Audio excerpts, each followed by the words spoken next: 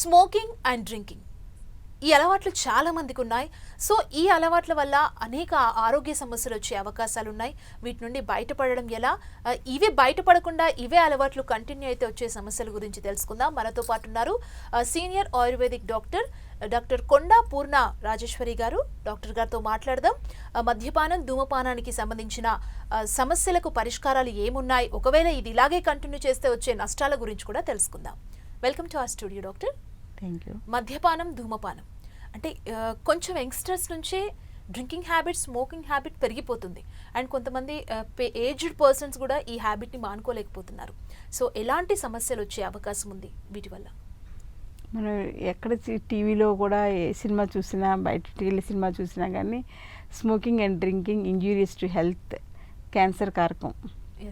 ఇంకేం చెప్పాలి. ఇంకా అది విన్నాక, అది చూశాక కూడా జనాలు తాగుతున్నారు, స్మోక్ చేస్తున్నారు, డ్రింక్ చేస్తున్నారు, డ్రగ్స్ కూడా అడిక్ట్ అవుతున్నారంటే వాళ్ళ గొయ్యి వాళ్ళే తవ్వుకుంటున్నారు. సింపుల్గా చెప్పాలంటే, సీరియస్గా చెప్పాలంటే వాళ్ళ గొయ్యి వాళ్ళే తవ్వుకుంటున్నారు.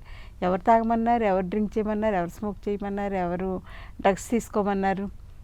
వాళ్ళే చేతులారా చేసుకుంటున్నారు. అంటే 100 ఏళ్ల జీవితాన్ని వాళ్ళు 10 ఏళ్లకో 20 ఏళ్లకో అయిపోయేలా చేసేసుకుంటున్నారు. సో అందుచేత ఏంటంటే మోస్ట్ డేంజరస్ ఈ ఇబ్బందులు ఏమన్నాయి సొసైటీలో అంటే, ఒకళ్ళని చూసి ఒకళ్ళు అది ఒక ఫ్యాషన్ అనుకుంటున్నారు. పాత రోజుల్లో డ్రింకింగ్ కానీ స్మోకింగ్ కానీ చేస్తే దొంగచాటుగా చేసేవాళ్ళు. ఇంట్లో వాళ్ళకి తెలియకుండా, పక్కన వాళ్ళకి తెలియకుండా, పక్కన వాళ్ళు వచ్చి మీ అబ్బాయి అక్కడ స్మోక్ చేస్తున్నాడని చెప్తే ఇంట్లో వాళ్ళు వాయించి పడేసేవాళ్ళు. అసలు మామూలుగా ఉండేది కాదు సీన్, అంత భయంకరంగా ఉండేది ఇంట్లో పరిస్థితి. ఇప్పుడు పిల్లలు తాగుతున్నారని పేరెంట్స్ ఏం చేయలేకపోతున్నారు. ఎందుకంటే పేరెంట్స్ కూడా ఎప్పటి నుంచో తాగుతున్నారు కదా. సో ఇద్దరు కలిసి కూడా తాగేవాళ్ళు చాలామంది ఉన్నారు. తండ్రి కొడుకులు కూర్చొని తాగేవాళ్ళు కూడా, అమ్మాయిలు కూడా తాగుతున్నారు. కాబట్టి అందరు కూర్చొని ఫ్యామిలీలో చక్కగా కూల్ డ్రింక్ తాగుతున్నంత ఆనందంగా తాగేస్తున్న ఫ్యామిలీస్ బోల్డ్. లేటెస్ట్ కల్చర్ అనమాట అది. మనం వెనకబడిపోయామేమో మరి. వాటికన్నిటి దూరంగా ఉండడం వల్ల మనం వెనకబడిపోయిన వాళ్ళం అయిపోయాం. ఇంకోటి ఏంటంటే, పాత రోజుల్లో ఇందాక అనుకున్నట్టు ఎక్కడో మూలలో కూర్చొని తాగేవాళ్ళు. ఇప్పుడే నేను 25 years బ్యాక్ ఒక మాస్టర్ని కలవడానికి వెళ్తే హాల్లో ఇద్దరు, ఆయన ఫ్రెండ్ కూర్చున్నారు. డ్రింక్ చేస్తున్నారు. నేను కూల్ డ్రింక్ అనుకున్నాను. నాకు అసలు తెలియదు అలా ఇంట్లో కూర్చుని హాల్లో కూర్చుని తాగే కల్చర్ మనకు వచ్చిందని తెలియదు అనమాట.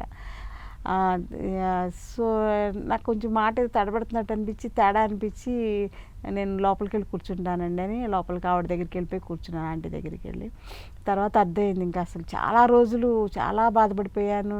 మాకు పాఠాలు చెప్పిన మాస్టర్ అనమాట.